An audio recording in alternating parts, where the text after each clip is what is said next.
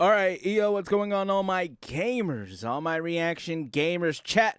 Quick announcement. I just wanted to say that we reached 500 subs, chat. You know what that means? That means that the members are probably live now, I hope. I think I set it up correctly. Maybe the second time around I will get it right. But, you know, if you guys feel like, supporting the channel, you guys give super thanks, super chats, anything else, subs, whatever you want to do. I'm just saying I now have that. Chat, we're halfway to getting monetized at 1,000 subs. Chat, I'm waiting to get my second channel monetized. That'd be kind of cool. Anyways, chat, one thing, I know I bring this up like every video because it was like a week ago, but still, when I was sick, of course, bedridden, I watched a couple movies. That's kind of what I spent my time doing. I watched the John Wick series, and I watched K-Pop Demon Hunters for the first time. I was like, I might as well watch it while I'm here, right? There's nothing I can do for the next week, so I might as well watch it. And I loved it, honestly. It was a lot funnier than I thought it was going to be, and then I ended up looking up on TikTok. Mind you, this was last week, so it's been a while since it's been out, and I didn't realize people disliked it.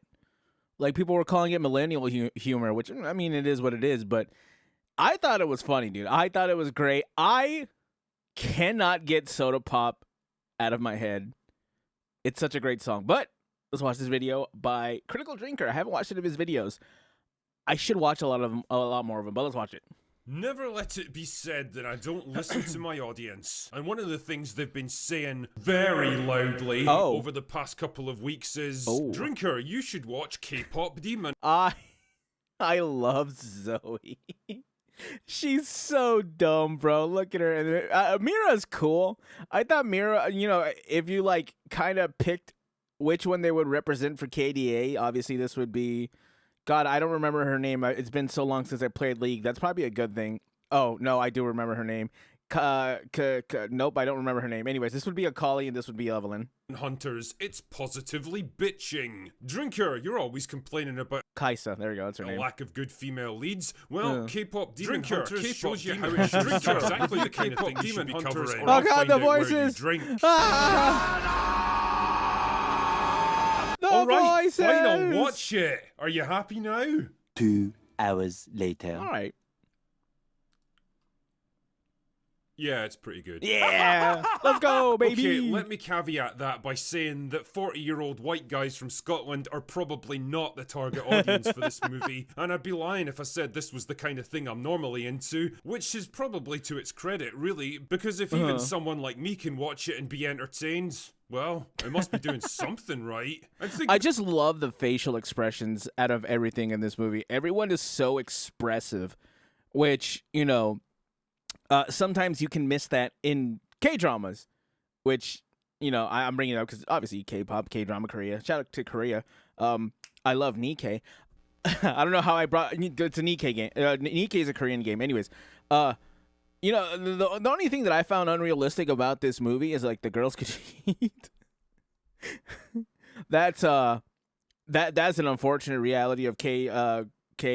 Anyways, go ahead. About it now, K-Pop Demon Hunters actually does a lot of things right. Things that Hollywood seemed to have forgotten about 10 years ago, crafting a neat little narrative around a trio of goofy, likable characters with a surprising amount of depth and complexity, a playful jab at the excesses and absurdities of K-pop music and the obsessive fan culture that surrounds it, a modern exploration of Korean folklore and spirituality, brought home by impressively good animation and an annoyingly catchy soundtrack that sticks with you way longer than it should.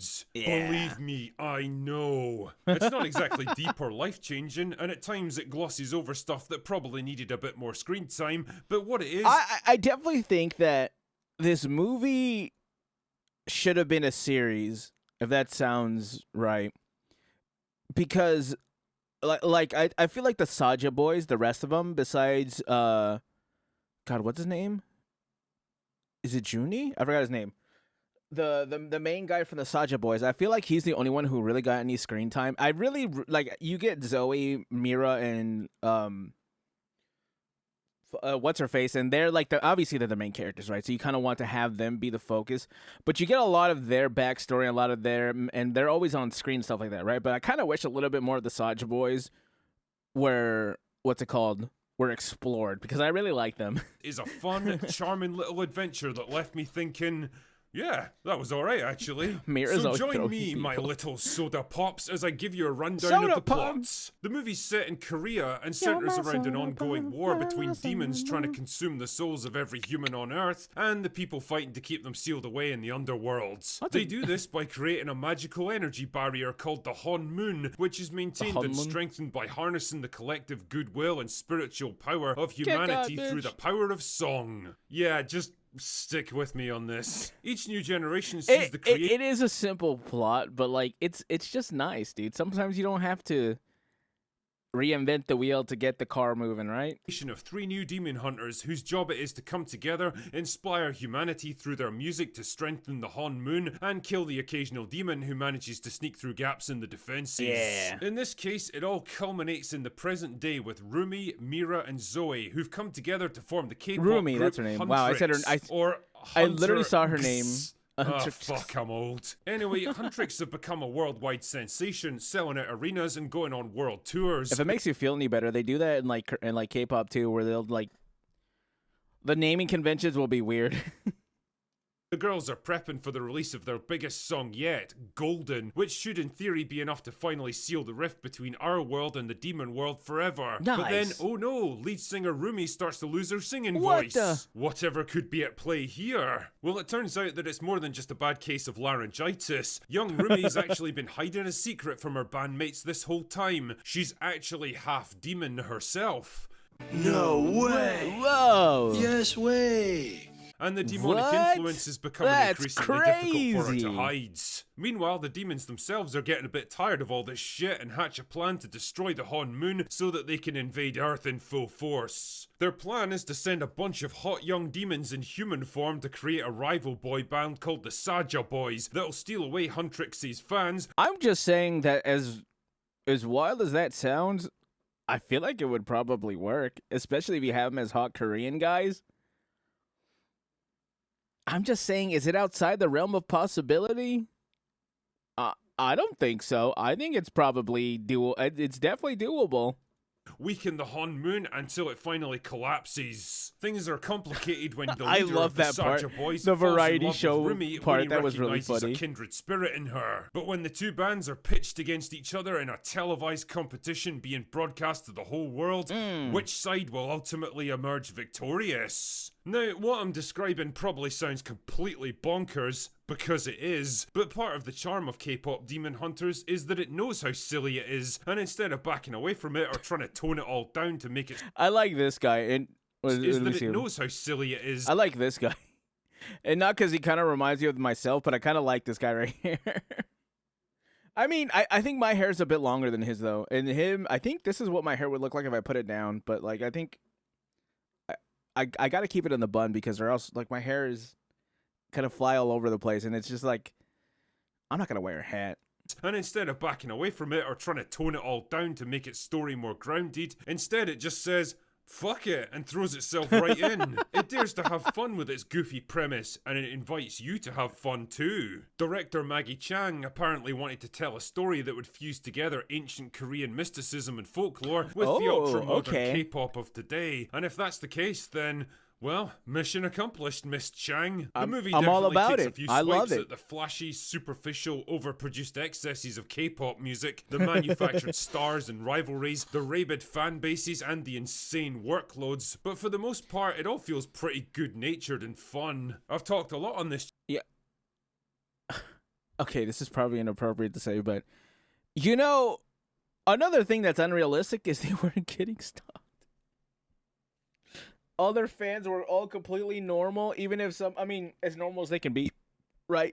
Like, they were all just, like, cool and, you know, when they walked up, the most they would do is freak out and, like, cry or something, but no one was really weird or, like, following them around. I don't know how realistic that is to real K-pop. Channel about the problems modern Hollywood seems to have with writing decent, well-rounded female characters who actually feel like human beings, either serving up boring, flawless, idealized fantasy figures who are never allowed to fail at anything, or brash, arrogant, abrasive girl bosses who bulldoze their way through everything and everyone around them. But K-pop Demon Hunters does something almost unheard of in modern entertainment. It gives us a trio of female characters who are actually likable.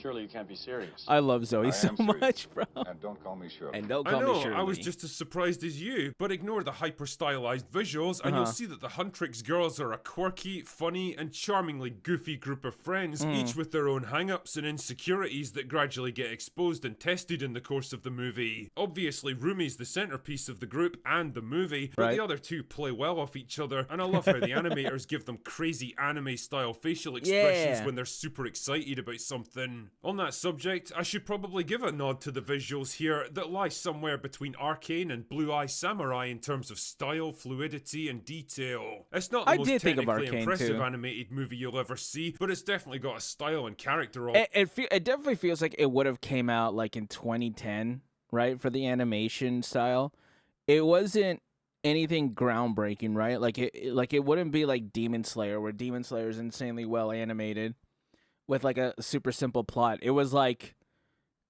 it was okay. I think the most impressive thing about it is just that they allowed the girls to be super expressive and super silly, where a lot of girls these days in movies aren't like that. I think that's probably the most impressive thing about it, and that's not new. That's just going back to what used to work. of its own, and some of the musical numbers especially are fucking packed with energy and creativity. I love Beyond Golden. the superficial stuff though, I think there's some neat themes in this movie about the importance of personal acceptance, understanding differences, and overcoming prejudice. Rumi's Yeah. struggle against her demon heritage is a pretty obvious stand-in for anything from racial or sexual identity to social isolation or even body image. Whatever you care to project onto it, the film's message about coming to terms with our flaws and differences and accepting them as part of ourselves instead of trying to suppress or erase them is a pretty universal idea that works well enough in this context and generally doesn't come across as preachy or overbearing. Likewise, Jinu's an interesting antagonist with more depth to his Jinu, there you character go. than you might expect, and a few revelations about his backstory that reframe him in different contexts throughout the story. In other words, he's not 100% evil, but you can definitely understand why he is who he is, and Yeah. to some extent how demons come to exist in I like Genu. I like Genu a lot, especially when he reveals what actually happened. It's like, damn. I don't know. Genu was really, really cool. Again, like I kind of wish we got more of the rest of the Saja. I don't even know who the rest of the Saja boys are. I don't know if they ever named them. I don't think they did. But Genu was cool. Korean folklore. They're less the evil monsters that we imagine over here in the West and more like flawed spirits haunted by guilt and shame. It's Yeah. one of those weird little things that's hard to define objectively. Again, it's like Demon Slayer, except not every 5 seconds. But I think sometimes you can just feel when a movie was made with good intentions instead of the writer projecting all of their personal hang-ups and petty grudges onto the screenplay. I loved and Bobby. K-pop Bobby Demon was so Hunters is funny. definitely in the former category. If I had to single out any flaws in this movie, I'd say that some characters and narrative elements aren't all that well fleshed out. Like Yeah. Celine, the girl's trainer and a former There hunter too, I herself, forgot who about doesn't her. get much in the way of backstory or explanation. She's just kind of there, dropped into the narrative whenever it's convenient and then forgotten when it's not. I really thought she was gonna have a bigger role at the end, and like in the second half of the story, and like she really didn't. She was just like showing up towards the end, but not much else. You know what I'm saying? Like there wasn't a lot of a lot that she was gonna do. Also, this is like a super like whatever. I really thought her demon form, quote unquote, I thought it was gonna have a little bit more demonic elements to it, but it's just like her eye changes color and she gets kind of like these lines on her face. I thought she would have I guess this is more of like the guilty gear in me. I kind of really wanted to see, like I thought she would look like Kai with his dragon install, where half of his body becomes dragon like. I thought that's kind of what she was gonna look like, kind of like a demon install, and then she would have like half of her eye and her face more demonic. What I thought would have been cool, but I guess no one else would have thought it that way. I mean, you know, they're not trying to impress me, right? Likewise, Rumi losing I just think her it would've voice looked and cool. grappling with the demonic influence taking over her is a Dragon pretty and major plot Storm. point for most of the movie, but I'm not sure I completely understand how Genu, it gets no, resolved. you're so It just kind hot. of goes away because the plot needs things to get moving along. Yeah. I guess it's kind of implied that her relationship with Genu helps her come to terms with who she is and make peace with it rather than struggling against it. But again, I'm not sure what that means for her character going forwards. Is she just like a good demon now who never has to worry about falling to the dark side again, or what? Maybe? Whatever. You're probably looking at the wrong guy to be understanding the finer points of Korean mysticism. All this is kind of just nitpicking though, and it shouldn't detract from what is for the most If I've watched enough Korean dramas in my day, it'll probably hard cut to her and then some sponsors, and then just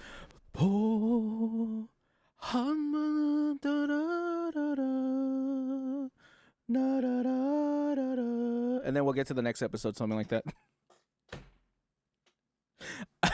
I just realized in that moment that I can't remember any Korean lyrics of any Korean song I used to sing of like a slow song. I probably should have kept that in the back foot for when I was going to react to this, but I guess not. part a pretty enjoyable movie. I can't quite believe I'm saying this, but I had a lot of fun with K-pop Demon Hunters. It's definitely not my usual genre, and I'm guessing a lot of people watching this video either won't care or might be actively repelled by the visuals and the hyper-energetic pop music. But all I'll say to that is that if you can look past the superficials, well, there's actually a decent little story to be enjoyed here. And if you're able to go into it with an open mind, well, you might find a bit more here than you expected. Anyway, that's all I've got for today. Go away now. Oh, all right. Well, he's gone. I guess there's nothing else I can really say. He left, right? I just wanted to say that I thought it was amazing. I thought it was good. I had fun, chat. I think that's just kind of something that we're missing in movies nowadays from like the West, of course. Wow, what a surprise. It's just fun. There wasn't really a big underlying story being preached to you as much as it was just like a movie to have fun, maybe learn a small lesson or two, and have some great music while you're at it, which I loved it. I had a great time. I still listen to Soda Pop. I listened to it for like an hour at work. It was really, really bad. And I might listen to it again right after recording this. Anyways, chat, let me know have you watched K-pop Demon Hunters, chat? How do you guys feel about that, chat? Do you guys what else do you want me to react to? I don't know if I have a community post now. I think that's a thing with YouTube, but if I don't, chat, remember, join the 18+ Discord. Send me videos you want me to react to. Chat, comment, like, subscribe, become a member, and I will catch you gamers. I can say that now in the next one. Bye.